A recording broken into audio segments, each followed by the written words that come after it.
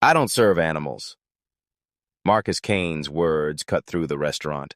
He grabbed the burger the black man had waited 22 minutes for and slammed it into the trash.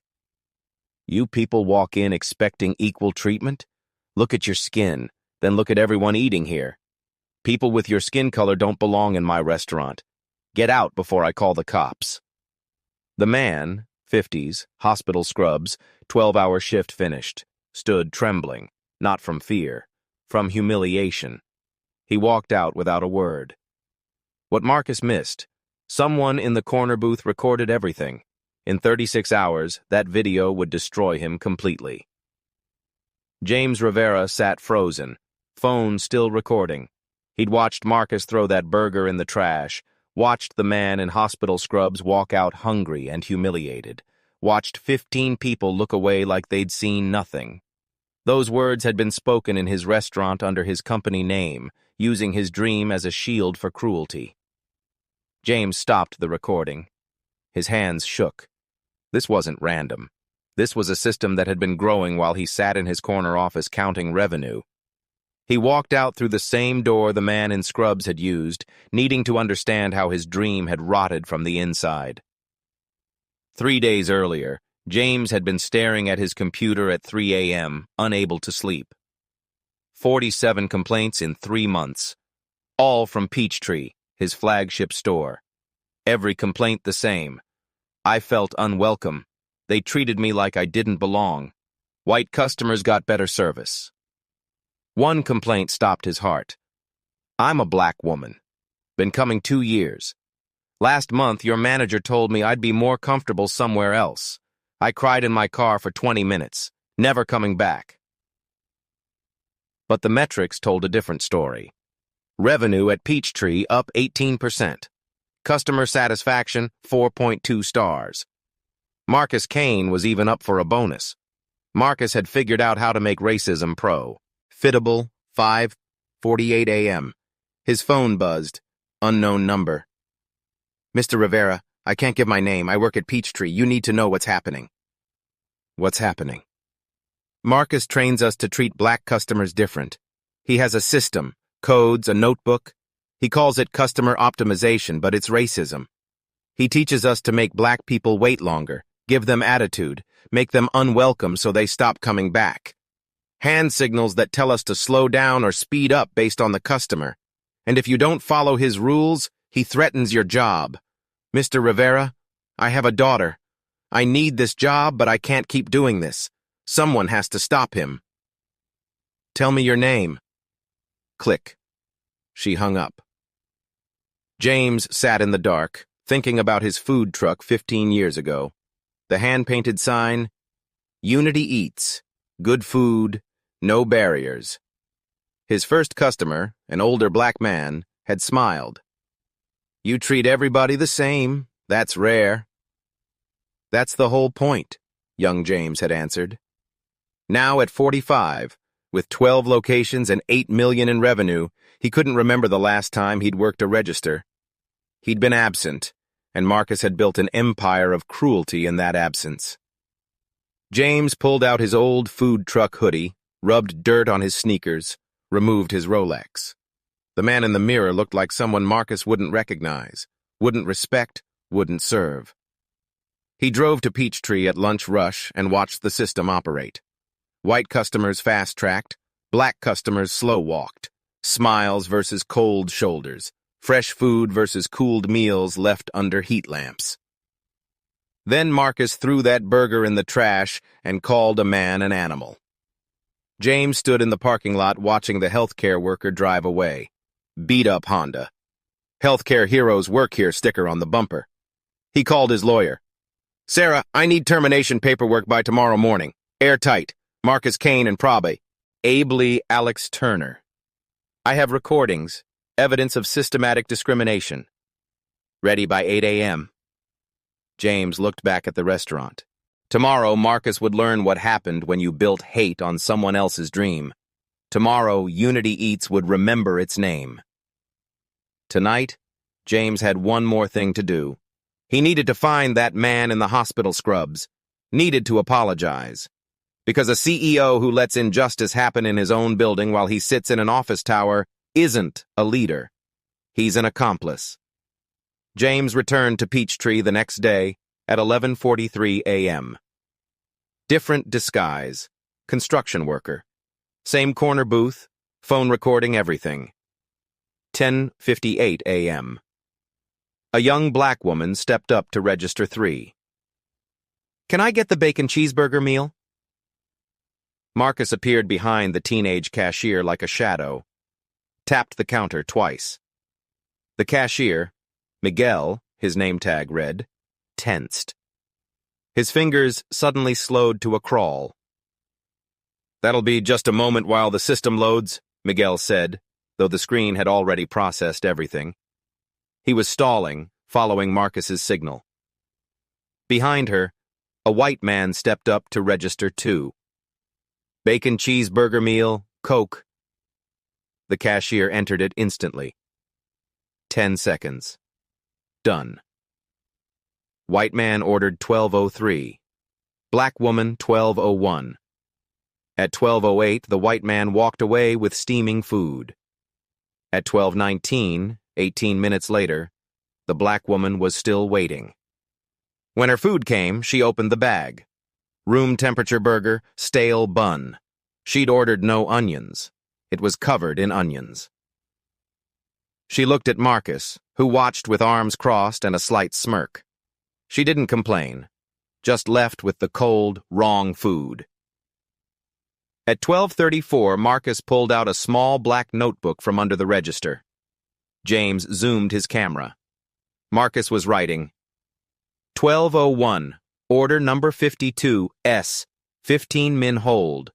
12:03, order number 48, P, standard. S and P, standard, and priority. Marcus flipped back through pages. The notebook was full. Months of entries. This wasn't new. This was refined, systematic, documented. At 12:41, a new employee arrived. 16. Furries. This day. Name tag, Tommy. Marcus pulled him aside. "Tommy, customer service is about efficiency. Some customers appreciate what we do, respect this place. They get priority. Fast, friendly, fresh food. Understand?" "Yes, sir." Others come in with attitudes, entitled, from neighborhoods where they don't teach respect. Those customers we handle differently. Polite, but we don't rush. Don't waste energy. Tommy looked confused. "How do I know which is which?" Marcus smiled. The ugliest smile James had ever seen. "You'll know. Trust me. Watch me. I'll signal. 2 taps means slow down. 1 tap means normal." "But that's how we keep standards high. Maintain the right clientele. Rivera built this company, but he's never here. I run this store. I decide who feels welcome and who doesn't. Clear?" "Yes, sir." James's recording caught every word. Marcus training a child to discriminate. At 12:52, an older black man walked in, late 60s, using a cane, wearing a veteran's cap. Marcus was there instantly. "We're out of most items. 20-minute wait minimum. Maybe try somewhere else." The veteran looked confused. "But that customer just... Your choice." The man looked around the half-full restaurant, saw white customers eating food they'd received in minutes, understood exactly what was happening, and left without another word. Something broke inside James. Not the racism itself, he'd expected that, but the casual cruelty of it. The way Marcus smiled after the veteran left. The way the teenage employees looked sick but said nothing because they needed their jobs. This was his company, his name, his dream being used as a weapon. James stood, walked to register 3. Time to experience Marcus's system firsthand. Cheeseburger combo, medium Coke. Miguel's fingers moved to the screen, then stopped.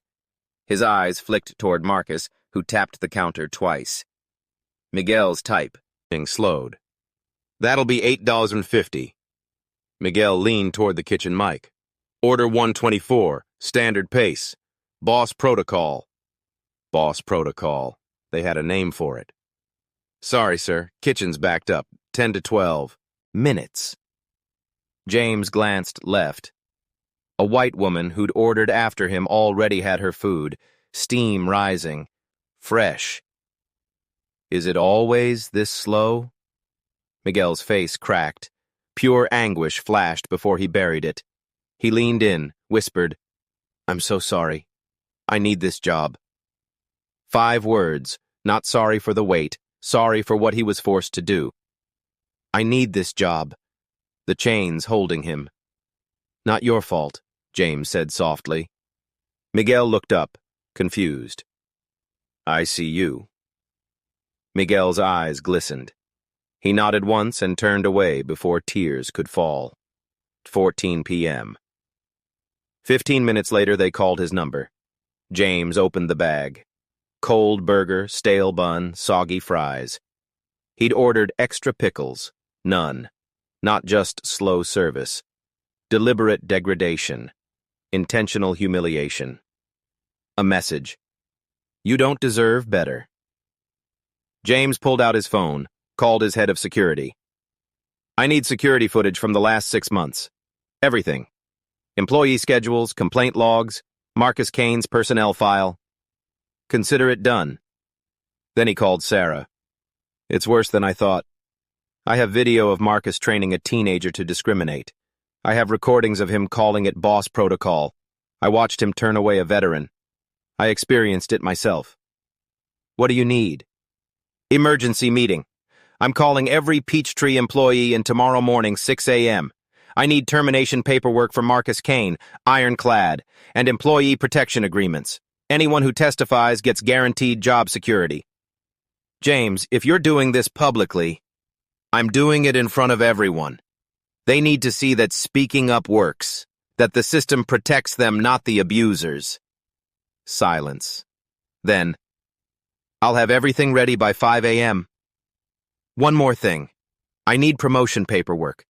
Assistant manager position for Miguel Santos, the kid at Register 3. He's been forced to do terrible things to keep his job. Tomorrow I'm going to show him that doing the right thing gets rewarded." James didn't go home that night. He sat in his car until evening rush, then walked back in wearing a janitor's uniform. He ordered nothing, just watched. The pattern continued. Black customer at 6:38, given the backed-up kitchen excuse, waited 19 minutes. White customer at 6:40, food ready in 5. At 7:15 p.m., James passed the employee break room. The door was cracked open. Miguel's voice. "I can't keep doing this, Rosa. 3 years of college left, $20,000 in student loans. I can't afford to lose this job, but I can't keep looking people in the eye and treating them like they're worth less." "You think I don't know?" A woman's voice, older, exhausted. "My son is 8. Last week he asked why I cry in the car before coming inside. How do I explain that his mama spends 40 hours a week making people feel invisible?" I tried talking to Marcus once. You know what he did? Smiled at me. Said, "You want me to write you up for insubordination? That goes on your record." He was so calm, like he was helping me. Someone was crying softly. "Rosa, we're trapped. Nobody cares because the numbers look good." Miguel's voice dropped lower. "I saw the customer complaint log last month when Marcus left it out. 43 complaints about discrimination in 3 months. Corporate sent them to Marcus to handle internally. He threw them away. Every single one." James's hands clenched. The complaints reached his desk, but only 4. Marcus was intercepting and destroying the rest. "I'm thinking about quitting. Even if it means dropping out for a semester, I can't do this anymore." "Don't quit. Don't let him win. Someone's going to stop him eventually." "Who?" "Rivera is never here. He probably doesn't even know our names." That hit James like a physical blow. They were suffering, and they thought he didn't care. At 8:02 p.m., James saw Marcus outside the back door, phone to his ear. The door was propped open. James moved closer, staying in shadows near the dumpster. Telling you, the system works. Valley View's numbers are up 12 since you started implementing it. James's heart stopped. Valley View? Another location. Corporate doesn't check service times by demographic. They don't think to look at it that way. All they see is revenue up, efficiency excellent. They have no idea we're curating the customer base. Exactly. The beauty is plausible deniability. We never say anything explicit. All hand signals, verbal codes, informal training. Nothing in writing except my personal notebook, and corporate will never see that. Rivera built this company on unity, but he's too busy playing CEO to notice what's happening on the ground. Marcus laughed. The problem, customers stop coming back. That's the point.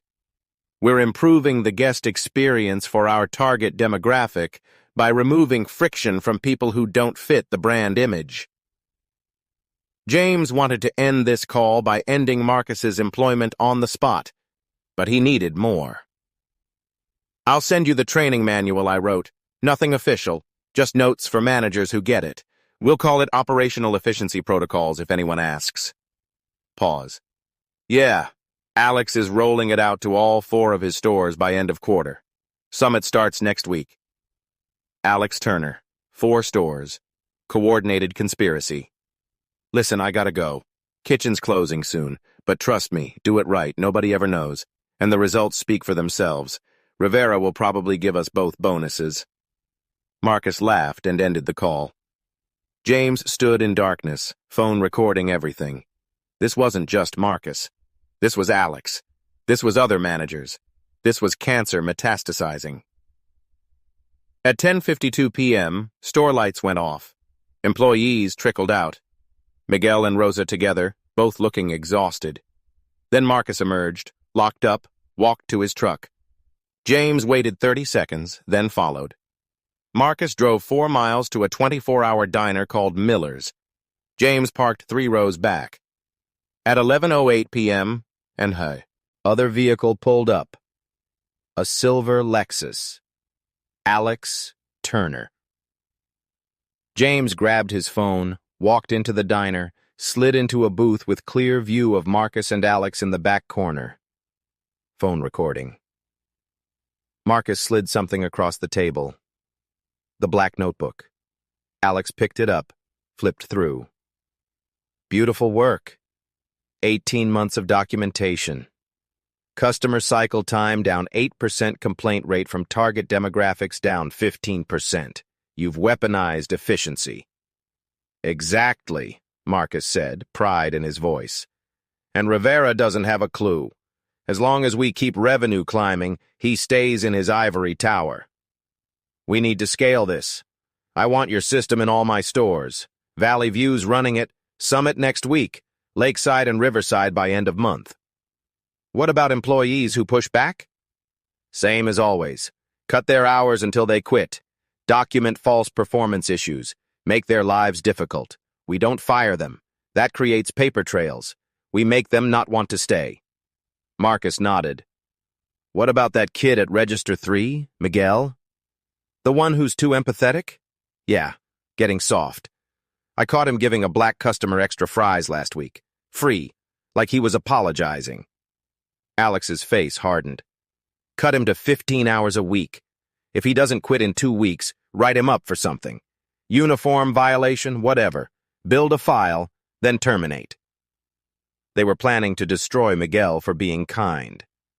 Rivera built this company on unity, Marcus said. But that doesn't scale. That doesn't maximize profit. We're doing what actual business leaders do. Optimizing for the right customer base, eliminating waste, driving efficiency. Exactly. And when the stock goes public next year, like Rivera's planning, we'll be the ones who made it happen. We'll get our cut. They shook hands. James had seen enough. He stood, left cash for the coffee he hadn't touched, and walked out. Sat in his car, played. Back the video, crystal clear. Every word, every gesture, every moment of conspiracy. He called Sarah past midnight. She answered on the first ring. I have them. All of it. Video, audio, conspiracy across multiple locations, employee retaliation plans, everything. What do you need? Emergency meeting tomorrow, 6 a.m. All Peachtree staff. Security on standby. Termination paperwork for Marcus Kane and Alex Turner. Ironclad. I'm not just firing them. I'm making sure everyone sees what happens when you betray everything this company stands for. I'll be ready. James ended the call, looked at the diner where Marcus and Alex were still plotting. In 7 hours, their world would end. James didn't sleep. He drove straight to corporate headquarters, arriving at 1:23 a.m. His office felt different now. The awards on the wall looked like monuments to his failure. He'd been collecting trophies while his employees were terrorized and customers degraded. He transferred every recording to his computer. The diner video was perfect. Clear audio, Marcus and Alex's faces visible, the black notebook exchanged on camera. 18 minutes of conspiracy in 4K. He created a folder. Peachtree Investigation Evidence. Video 1. Marcus throwing burger in trash, calling customer animal. Duration, 2:18. Video 2. Marcus training Tommy to discriminate. Duration, 4:32. Audio 1. Miguel and Rosa in break room. Marcus's threats, destroyed complaints. Duration, 6:11. Audio 2. Marcus's phone call, discussing Valley View, curating customer base. Duration, 3:48. Video 3. Diner meeting. Black notebook exchanged. Plans for 4 stores. Plans to destroy Miguel. Duration, 18:22. James played the diner video again, watched Alex say, "You've weaponized efficiency." Watched them shake hands on destroying Miguel's career for showing empathy. His phone rang. Sarah. I've been reviewing the recordings. This is ironclad. Conspiracy to discriminate, retaliation, destruction of company property, they're finished. Walk me through tomorrow. 6 a.m. emergency meeting. I'll be there with security and termination paperwork. You show the evidence publicly. The employees need to see that speaking up works, that you believe them, that the system protects victims. Can Marcus and Alex sue? Let them try. We have video of them conspiring to discriminate and planning illegal retaliation. They'd be laughed out of court. At 3:15 a.m., James's head of security called. I have the footage you requested. The man Marcus humiliated, hospital scrubs. I pulled exterior cameras, got his plate, ran it. David Foster, 56, nurse at Grady Memorial, 28 years. I have his contact info. Send it. I'll call him after the meeting. James hung up. Sat as the sky shifted from black to deep blue. Dawn coming. In 2 hours, Marcus and Alex would walk into that restaurant expecting a normal Thursday. Instead, they'd face every person they'd terrorized. James opened the black notebook again. Page after page of coded discrimination. 18 months. Hundreds of entries. Tomorrow, this notebook would be evidence. Tomorrow, Marcus would learn that pride comes before the fall. Time to go end this. James arrived at Peachtree at 5:38 a.m. Sarah pulled in behind him carrying 2 briefcases. Security's 2 minutes out. Everything's ready. At 5:52 a.m., employees started arriving. Miguel first, looking worried. Then Rosa, Tommy, kitchen staff. By 5:58, all 14 employees stood in the dining room whispering nervously. Marcus pulled up at 5:59, looking annoyed but not concerned. At 6 a.m., James walked through the door in his construction clothes. Marcus's face twisted. Sir, we're closed for a meeting. Leave. James walked to center of the dining room, set down his bag, pulled out his employee badge from 15 years ago, and placed it on the counter. Silence. My name is James Rivera. I founded Unity Eats 15 years ago. Miguel's hand flew to his mouth. Marcus went pale. Yesterday, I ordered a burger at Register 3. James looked at Miguel. You served me. You whispered standard pace, boss protocol. Then you said, I need this job.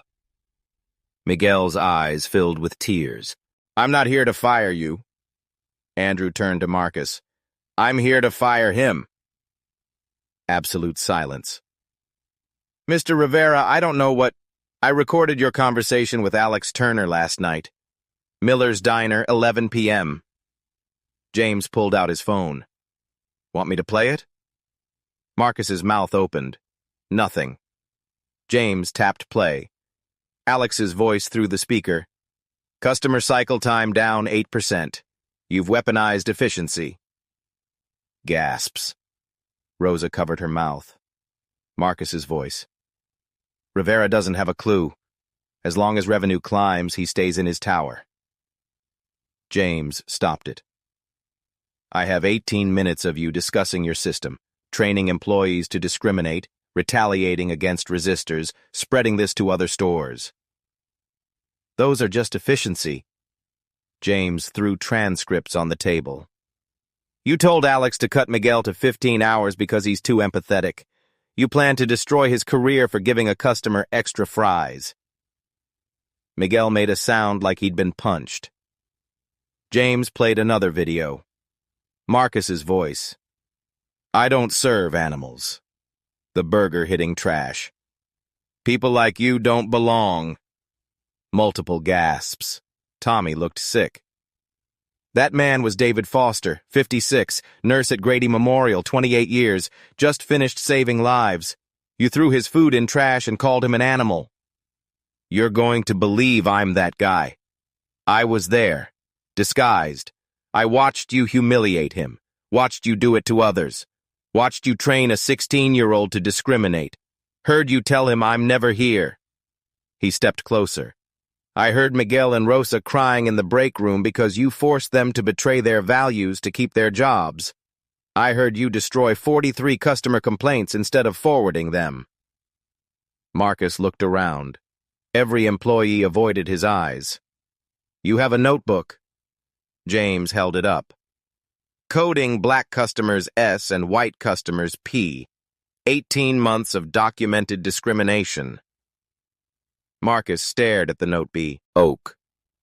You told Alex you're curating the customer base, making problem customers stop coming. That's racism in my restaurant, with my company's name, corrupting my employees, destroying my dream. James pulled out the termination letter. Marcus Kane, you're fired. Gross misconduct, conspiracy to discriminate, hostile work environment, destruction of company property, security's outside. 10 minutes to clear your locker. You can't. I have rights. You're at will. You violated federal law and company policy. My lawyer documented everything. You're done. Sarah stepped forward with security guards. This company would be nothing without managers who understand business.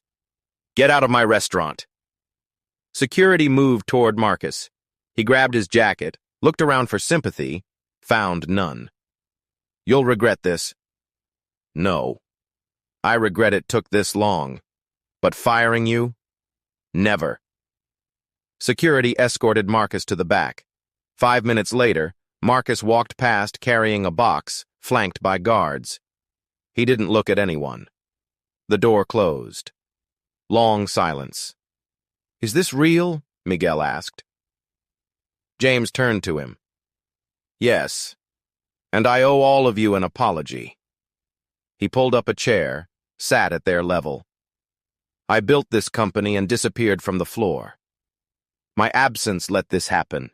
You were forced to compromise your integrity to keep your jobs. That's on me. I should have been here. Mr. Rivera, Miguel started. No, let me finish. You tried to do right and got threatened. Rosa, you called for help and got transferred to Alex, Marcus's friend. You felt trapped because you were trapped. I failed you. Rosa was crying. We wanted to tell someone but didn't know who to trust. You can trust me. From now on, I'm going to prove that every single day. He pulled out his tablet, connected it to the TV. I worked with my legal team all night. I want to show you what changes starting today. The screen showed DIA document, Unity Eats Anti-Discrimination Policy version 2.0. First change, anonymous reporting hotline, goes directly to my phone and an external ethics firm, not regional managers, not HR, to me and independent investigators. Click. Second, mandatory anti-bias training. Every manager, quarterly. Fail and you don't manage. People leaned forward. Third, mystery shoppers. Diverse backgrounds, every location monthly. They document service times, food quality, behavior. Reports come to me. Click. Fourth, service time tracking by demographic. Third-party monthly audit. Any disparity, we investigate immediately. Rosa raised her hand. What about retaliation? Fifth policy, employee protection. Report discrimination, you're protected by contract. Any manager who retaliates faces $50,000 personal penalty plus termination. You can't be fired, demoted, or lose hours for speaking up. Ever. Legally binding. Relief washed over faces. Sixth, Alex Turner, fired. Effective immediately. He conspired with Marcus to spread this across stores. Done.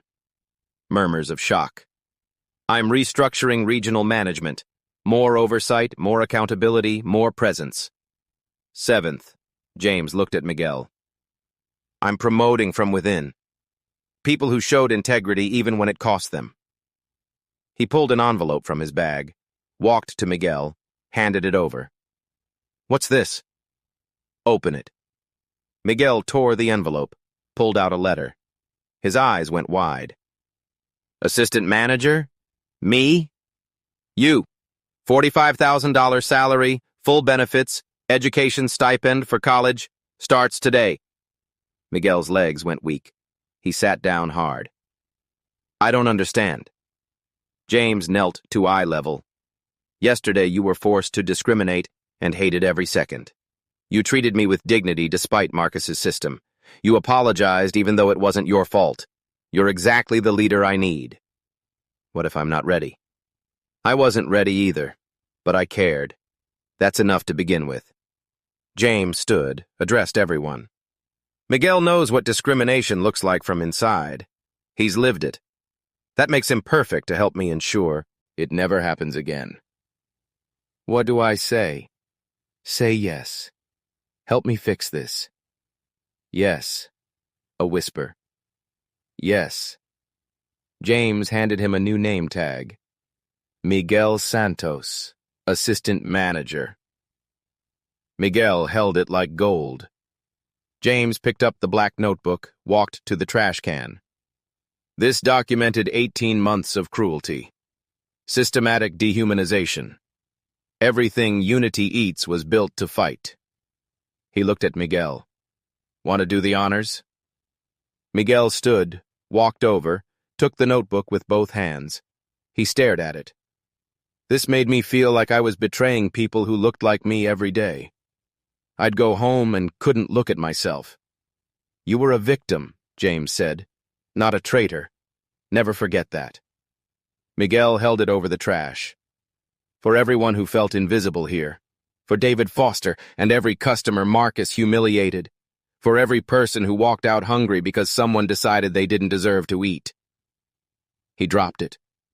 The notebook hit bottom with a satisfying thud. Rosa started clapping.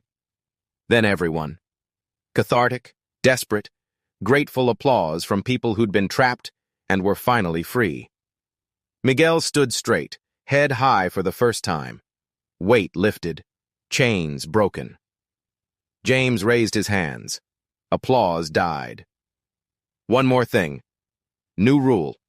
I visit every store unannounced, once a month minimum, forever. No more office tower. I'm walking floors, working registers, talking to customers, seeing what you see. He handed out printed policies. Read these. My cell number's on the last page. Real cell. Text me. Call me. I'll answer. Tommy raised his hand. What about the other stores? Marcus mentioned, already investigating. Anonymous reports from Valley View, Summit, Lakeside. If there's rot anywhere, I'll cut it out. Promise. James checked his watch. 7:18 a.m. We open in 42 minutes. I'm staying for lunch rush. I want to see Unity Eats done right. You're not Marcus's victims anymore. You're my partners in ensuring this never happens again. Questions? Silence. Not scared silence. Hopeful silence. Can I ask something? Rosa said. Anything. Why come yourself? You could have sent corporate. Fired him quietly. Why risk going undercover? James thought. Because spreadsheet numbers don't tell what's really happening. Revenue can climb while people are destroyed. I needed to see it, feel it, experience what my customers experienced. Understand how badly I'd failed by not being present. He looked around. I built this on a promise that everyone deserves dignity. Somewhere I forgot promises don't keep themselves. They require presence, vigilance, willingness to walk the floor and see truth, even when it's ugly. Miguel spoke, voice stronger. You could have just fired Marcus. Why all this? Policies, hotline, mystery shoppers. Because firing Marcus isn't enough. Systems create people like Marcus. If I don't change the system, someone else steps into his shoes and does the same thing. Real change isn't punishing bad people, it's building systems that make it impossible for bad people to thrive. James picked up his bag. Now let's show this neighborhood what Unity Eats really stands for. Miguel, you're running point. I'll work register too. Let's do this right. For the first time in months, the Peachtree team smiled. Real smiles. The kind that reach your eyes. 3 weeks later, the Peachtree Unity Eats at 12:28 p.m. on a Tuesday felt different. The energy had changed. Lighter, warmer, like someone had opened windows in a room sealed shut too long. James sat in his corner booth, mostly watching Miguel manage lunch rush like he'd been doing it for years, watching staff move with confidence instead of fear, watching customers, diverse customers, get the same fast, friendly service regardless of who they were. A black woman in her 60s approached the counter. James recognized her from the complaints file. She'd written about crying in her car after Marcus told her to go somewhere else. She was back. Miguel greeted her with a genuine smile. Welcome to Unity Eats. What can I get you? She ordered the bacon cheeseburger meal. Miguel's fingers flew across the screen. No hesitation. No looking over his shoulder for signals. 4 minutes, ma'am. Thank you, baby. While waiting, her eyes landed on the new poster by the register. The Unity Pledge. We see every customer. We serve every customer with dignity. We treat every customer the same. No exceptions. Unity. That's new, she said. Yes, ma'am. It's how we do things now. How we should have always done things. 4 minutes later, Miguel called her number. She opened the bag. Fresh burger, steam rising, extra napkins. She took a bite right there. Her face lit up. Now that's what I'm talking about. She looked at Miguel. I stopped coming 6 months ago. My friend said something changed. She was right. Thank you. Thank you for giving us another chance. James watched and felt something settle in his chest. That moment, dignity restored, made everything worth it. At 2 p.m., Miguel joined James during his break with 2 drinks. You don't have to sit with me. Breaks are for actual breaks. I know, but I wanted to talk. Miguel slid into the seat. I almost quit the day before you came undercover. James set down his pen. What stopped you? My mom. She said, baby, sometimes you gotta outlast the evil to see the good. I didn't believe her. but she was right. Miguel sipped his drink. She wants to meet you. Says any man who'd go undercover to protect his employees is worth knowing. I'd like that. Comfortable silence. Then Miguel said, I'm glad you came back to the floor. That's where the truth lives. Took me 15 years to remember. James looked around. Diverse crowd, genuine smiles, everything finally feeling right. What happens if they come back? Not Marcus, but someone like him. Someone who tries to start this again. Miguel thought. That's why I'm here. Why these policies exist. Why you visit monthly. You can't be everywhere, but I can be here. Rosa can be here. Tommy, the kitchen staff. We know what it looks like when things go wrong. We're the GUI.